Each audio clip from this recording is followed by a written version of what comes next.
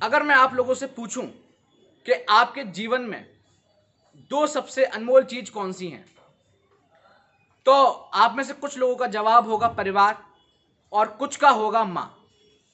लेकिन जब आप ऐसी कहानी सुने जिसने अपने ही परिवार के एक नहीं, दो नहीं, 7 लोगों को मौत के घाट उतार दिया, तब आपकी रूह कांप जाएगी। नमस्कार, मैं हूं आदित्य शर्मा और स्वागत करता हूं आप लोगों का एक बार फिर से एक और नई वीडियो में। उम्मीद करता हूं आप लोग अपने घर पर होंगे, सुरक्षित होंगे, अपनों का ख्याल रख रहे होंगे। आज की कहानी है अमरोहा की शबनम की। इस वक्त शबनम का नाम सुर्खियों में है।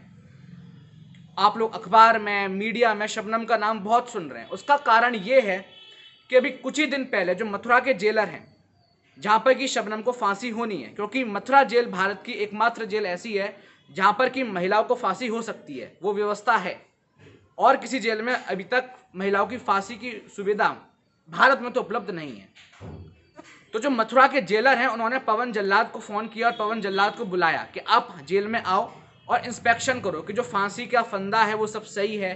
क्योंकि 47 नहीं, माफ करिएगा, 1947 के बाद से भारत में किसी भी महिलाओं को फांसी नहीं दी गई है और मथुरा जेल भी यूज नहीं करा गया है फांसी के लिए। तो इतने लंबे समय में कोई गड़बड़ ना हो जाए अचानक से, तो मथुरा जेल प्रशासन अपनी तरफ से कोई भी कमी नहीं छोड़ना चाहता है। शबनम की जब फांसी हो तो उसमें कोई उनकी तरफ से डिले हो, तो इस वजह से मथुरा जेल में हलचल बढ़ी और पवन जल्लाद मथुरा आए और उन्होंने जेल का इंस्पेक्शन किया कि पूरी फांसी की तैयारी सही है कि नहीं है। अब जैसे ये खबर मीडिया में लीक हुई कि पवन जल्लाद मथुरा आए, मथुरा जेल का इंस्पेक्शन किया उन्होंने, तब ये कहीं ना कहीं कवायद तेज हो गई, क्या शबनम को फांसी होने वाली है। लेकिन फांसी होगी नहीं होगी, उससे पहले हम लोग डिस्कस करते हैं कि ये शबनम केस है क्या। ये केस है 14 से 15 मई की रात थी, 2008 का इस साल था। रात का समय था, अमरोहा जगह थी, अमरोहा में भी बावनखेड़ी गांव, जहां पर एक वारदात होती है, जहां पर शबनम एक आदमी से प्यार करती थी जिसका नाम था सलीम। ये दोनों मिलकर शबनम का जो परिवार था उसमें 7 लोगों को मौत के घाट उतार देते हैं। और ये टोटल 7 नहीं था, ये टोटल 8 था, लेकिन एक इसमें इंक्लूड नहीं करा गया था क्योंकि जो 8वां था वो एक मात्र 7 महीने का बच्चा था। अब 8 लोगों को शबनम ने मौत के घाट उतार दिया, लेकिन रीजन क्या था इसके पीछे, इस हिलेरियस क्राइम के पीछे। तो शबनम जो है, शबनम बेहद पढ़ी लिखी थी, डबल एमए। शबनम ने हिंदी से एमए किया, शबनम ने ज्योग्राफी से एमए किया और वहीं के एक सरकारी स्कूल में अमरोहा के शबनम टीचर की जॉब करती थी, पढ़ाती थी। शबनम जो है वो अपने गांव में फेमस भी थी क्योंकि शबनम जो है वो गरीब बच्चों में भी मदद करा करती थी। शबनम का जो परिवार था वो भी बड़ा फेमस परिवार अमरोहा का, क्योंकि बेहद अमीर, जायदाद काफ़ी थी उसकी फैमिली के पास। और जो शबनम के फादर थे वो भी टीचर थे। लेकिन शबनम बड़ी पढ़ी लिखी मुसलमान फैमिली से बिलोंग करती थी, सूफी फैमिली से। शबनम 5वीं पास एक लड़का जिसका नाम था सलीम, उससे प्यार कर बैठती है। अब दोनों प्यार करते हैं आपस में। शबनम अपनी फैमिली के पास जाती है, अपने फादर से बात करती है, शादी के लिए कहती है, लेकिन फैमिली इसको नकार देती है। उसका कारण था कि उनके परिवार की हैसियत कहाँ, और जो लड़का था सलीम वो महज 5वीं पास। तो शबनम को ये बात अच्छी नहीं लगती, वो अपनी माँ से कहती है, माँ भी रिजेक्ट कर देती है, अपने परिवार में और डिस्कस करती है, लेकिन कोई भी परिवार वाला राजी नहीं होता। बस यहीं पे शबनम को गुस्सा आ जाता है। शबनम सलीम के पास जाती है, उससे बात करती है और दोनों वहां पर एक प्लान बनाते हैं। शबनम के घर बर्थडे पार्टी थी, तारीख थी 14 मई 2008। बर्थडे पार्टी समाप्त होती है, सब लोग चाय पीने के लिए रात को बैठते हैं। शबनम कहती है कि मैं चाय बना के लाऊंगी। शबनम किचन में जाती है, चाय बनाती है। अब जैसा कि मैंने आपको बताया कि शबनम की फैमिली के पास प्रॉपर्टी बहुत थी, तो जब प्रॉपर्टी बहुत होती है तो उसमें खेती जनरली लोग करते हैं। तो खेती पर जो इंसेक्टिसाइड्स, पेस्टिसाइड, जो केमिकल डाला जाता है वो उसके घर पर हमेशा अवेलेबल रहता था। तो शबनम वो लेती है और 8 लोग थे, जिसमें से कि एक 7 महीने की बच्ची थी, तो वो तो चाय पिएगी नहीं। तो शबनम 7 कप में वो दवाई छिड़कती है और उसके ऊपर चाय डाल देती है। अब वो सब चाय पीते हैं, कमरे में चले जाते हैं। अब वो लोग बेहोश हुए, मरे, किसी को नहीं पता। लेकिन शबनम ये रिस्क बिल्कुल नहीं लेना चाहती थी कि ऐसा हो जाए कि ये लोग बेहोश हो जाएं, अब उसके और जिंदा हो जाएं बाद में। तो शबनम जहर देने के बावजूद भी एक कुल्हाड़ी लाती है और 7 के 7 लोगों को मौत के घाट उतार देती है। और जो अपने 8 महीने का बच्चा था, जो कि शबनम के भाई का बेटा था, उसको भी मौत के घाट उतार देती है, कुल्हाड़ी से उसका सर काट देती है। तो इसका मतलब पहले जहर दिया और उसके बाद 8 लोगों का सर कुल्हाड़ी से काट दिया। अब ये सब क्राइम को अंजाम देने के बाद शबनम अपने दूसरे कमरे में गई और वहां पर तेज तेज चिल्लाने लगी। अब ये आवाज सुनकर मोहल्ले वाले शबनम के घर आए, देखा क्या हुआ। शबनम ने बताया, पुलिस को फोन हुआ। अब पुलिस ने शबनम से पूछताछ करी तो शबनम ने कुछ जवाब नहीं दिया, शबनम रोई। कुछ समय बाद जब शबनम नॉर्मल हुई तो शबनम ने बताया कि कुछ चोर आए, कुछ डाकू आए और छत के रास्ते से वो लोग घुसे। अब पुलिस छत पर पहुंची, पुलिस ने छत पर इन्वेस्टिगेशन करी, लेकिन पुलिस को यह बात कुछ जमी नहीं, क्योंकि छत से आने का एकमात्र रास्ता था, वो था एक बड़ा दरवाजा, और दरवाजा था बिल्कुल 6-7 फुट लंबा, और वो दरवाजा जो था वो लॉक था। तो अगर कोई आया है उस दरवाजे से तो लॉक तो होना नहीं चाहिए, और अगर कोई दीवार फांग के आया है तो ये वहां पर पॉसिबल नहीं है, क्योंकि 6-7 फुट कोई आ ही नहीं सकता कि वहां से दीवार फांग कर आ जाए। तो शबनम पर यहां से आप कह लीजिए कि पुलिस का जो शक था वो गहराना चालू हुआ। अब उसमें एक राजनीति चालू हो गई थी उत्तर प्रदेश में, क्योंकि 2008 में उत्तर प्रदेश की मुख्यमंत्री थी मायावती। जब मायावती को यह बात पता चली कि एकमात्र लड़की बची है फैमिली में, तो मायावती की सरकार ने 5 लाख रुपए का इनाम घोषित कर दिया शबनम के लिए कि फैमिली चली गई, अकेली लड़की क्या करेगी, तो हम 5 लाख का इनाम देते हैं। लेकिन उत्तर प्रदेश पुलिस को पता था कि इसमें शबनम का कहीं ना कहीं हाथ है।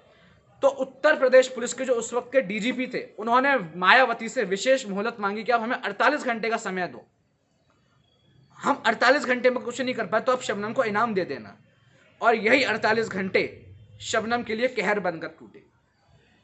अब जब पुलिस को यह शक हुआ कि ये शबनम झूठ बोल रही है, तो पुलिस ने शबनम के कॉल डिटेल्स खंगाले, और कॉल डिटेल्स में पुलिस भौचक्की रह गई जब उसने देखा कि शबनम के कॉल डिटेल्स में एक रात पहले 84 मिस्ड कॉल दिए गए हैं सलीम को, 84 बार दोनों ने बात करी। अब पुलिस ने सलीम को उठाया, सलीम से पूछताछ करी, सलीम को मारा पीटा, तो सलीम टूट गया और सलीम ने सारा का सारा जो उसने किया था सब बता दिया। अब पुलिस गई शबनम के पास, शबनम को अरेस्ट किया, शबनम ने भी अपना जुर्म कबूल कर लिया। लेकिन जब टेस्ट हुआ शबनम का तो पता चला कि शबनम 7 महीने की प्रेग्नेंट है।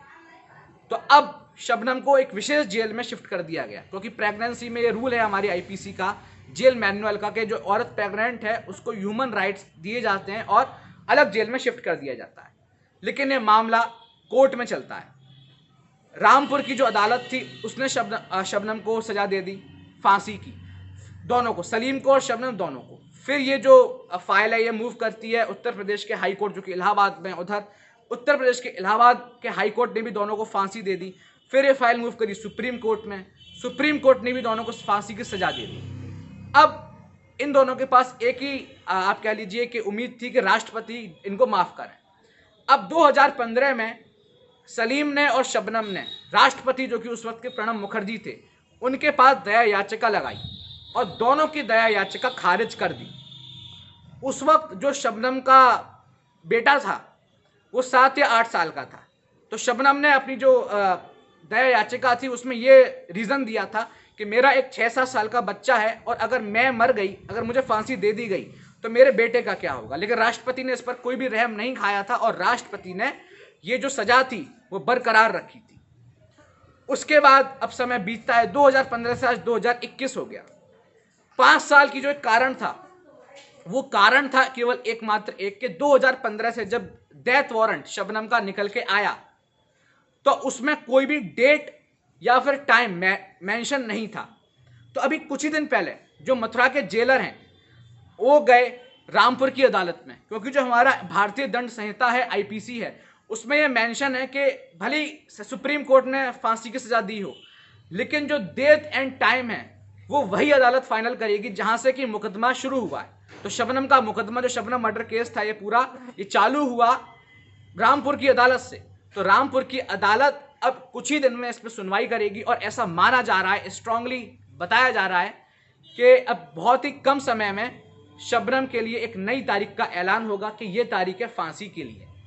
अब शबनम के वकील को जैसे पता चला तो शबनम के वकील राष्ट्रपति के पास पहुंचे और उन्होंने फिर से दया याचिका डाल दी एक, और इस बार दया याचिका शबनम ने नहीं डाली, शबनम के बेटे के द्वारा उनके पक्ष के वकील ने दिलवाई है।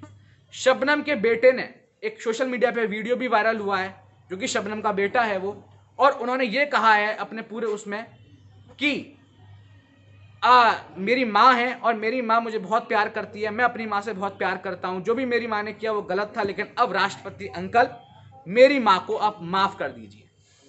ये शबनम का एक दया याचिका, जो कि उसके 7 साल, माफ करिएगा 13 साल का बेटा है वो, उसने वो दया याचिका अब डाली है। अब उस पर राष्ट्रपति ने फिर से वो जो दया याचिका उसको खारिज कर दिया है। तो अब कितना समय और कि शबनम को फांसी हो जाए?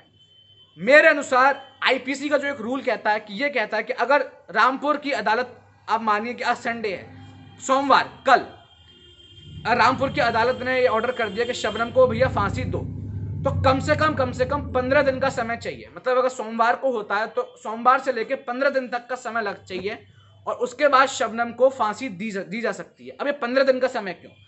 क्योंकि कोर्ट ये कहता है कि 15 दिन में जो फांसी दी जानी है जिसको, उसके परिवार वालों को आपको बताना जरूरी है, उस जो जिसको फांसी दी जानी है उसको बताना जरूरी है कि आपको 15 दिन बाद फांसी दी जानी है, और उसके जो वकील हैं उनको भी पता होना ये बहुत ज़्यादा जरूरी है कि उसको फांसी होने वाली है।